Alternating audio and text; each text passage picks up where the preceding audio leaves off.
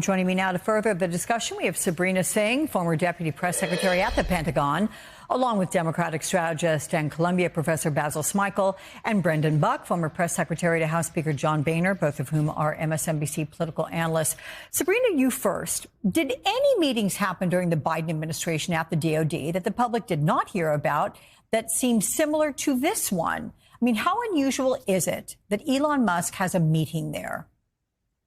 Yeah, I'm certainly not aware of any meetings with someone like an Elon Musk happening under the previous administration. And I think this is so exceptional that even that, this is in the conversation that he would be briefed on the Pentagon's O plans, which are our operational war plans for any type of, contingency or potential war with an adversary. And I think, even though he is a special government employee, this is still a private citizen that has deep ties to China, including with some of, the Tesla parts that come from China. And so for him to be briefed or even being considered to be briefed on some of these plans is a huge conflict of interest that certainly would not have happened under the previous administration. And to your point, that is exactly what the New York Times has reported, that it was this O, that's what you call it, an O plan, that's a war plan.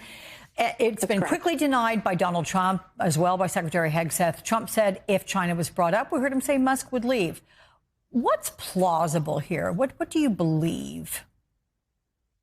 Well, look, I think it's hard to imagine anyone walking out of a room, particularly Elon Musk. It's kind of hard to believe what he would do in that situation. At the end of the day, Elon Musk is a very smart businessman that is, I think, invested in his bottom line, and his company is doing well. This is also someone that has billions of dollars in DoD contracts.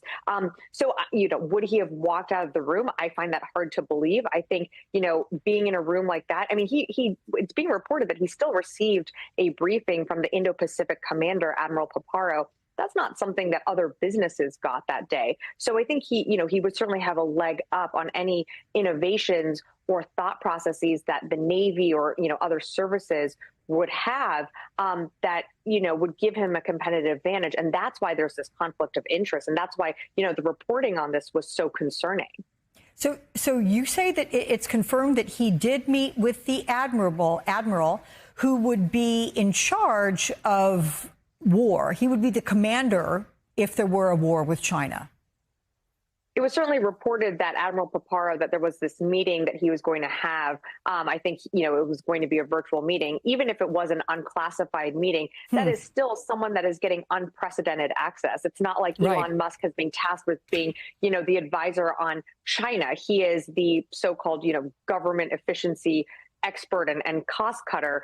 So it's unclear why he would even be briefed on issues concerning the military presence or a potential, war plan when it comes to China. I'm just going to say that I don't have NBC confirmation sourcing that meeting actually took place, but relative to the New York Times reporting, that is indeed what was scheduled to have taken place. But I was just double checking with you. Let me move to you, Basil. When you think of Musk taking a meeting at the Department of Defense in this way, what flags does it raise for you, even under the guise of Doge? Yeah, I take Sabrina's point in that, why is there one specific business leader in this country getting this unprecedented access, except for the fact that he, in one way, shape, or form, has close ties to Donald Trump. I think about this also in the context of things that you and I have spoken about in the past. It's like you're worried about diversity, equity, and inclusion. The real issue that we need to worry about are these relationships that seemingly involve a very small segment of the population.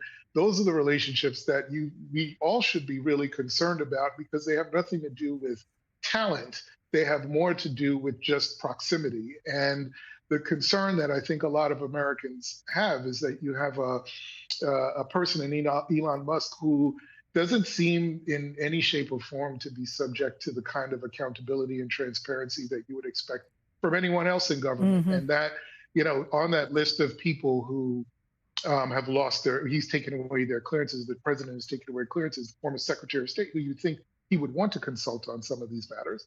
And Tish James, who you don't think he would want to consult on these matters at all. So it seems just highly punitive to, on the one hand, remove clearances and make a way for someone who's your buddy and your ally in this moment in time. I mean, to me, that smacks of the kind of hypocrisy that seems to be coming out of this White House. That said, Brendan, Republicans are still wholesale defending Musk. Will this create any pushback? Doesn't the appearance of Musk at the DOD raise some questions that they would rather avoid? Well, there's obviously a halo around Elon Musk, and I don't think it is just to do with his crusade against waste, fraud, and abuse. Let's remember that Elon Musk has funded an enormous political operation that not only benefits Donald Trump, but hangs out there as a threat against any House member who dares cross Donald Trump. And I think that's one of the reasons why you've actually seen Republicans much more unified. They know that any moment he could drop $2, $3, $4, $5 million into a primary campaign and take out any of these members. So people are going to be very hesitant to go directly at Elon Musk under any sort of context. I will say it is worth flagging, though, that you did see some Republicans push back on some reports that the DOD was going to change the change of command as it relates to NATO in Europe. You had a somewhat remarkable joint statement from Mike Rogers and Roger Wicker, the chairs of the House and Senate Armed Services committees, respectively, basically blasting the idea, saying you can't do that without consulting us. My point is, when it comes to military matters, members of Congress are actually much more engaged in doing their job. And we've talked previously about how a lot of members of Congress have sort of given up on their roles to authorize what government should be doing. That's a little different on DOD. So the more that Elon Musk or anybody tries to mess with the directives that Congress has put out in authorizing bills about how the military should be operating, I do think you're going to see a lot more pushback. And if DOJ comes in and tries to wipe out a bunch of jobs at DOD, I don't think it will be the same as what we saw with the Education Department, for example.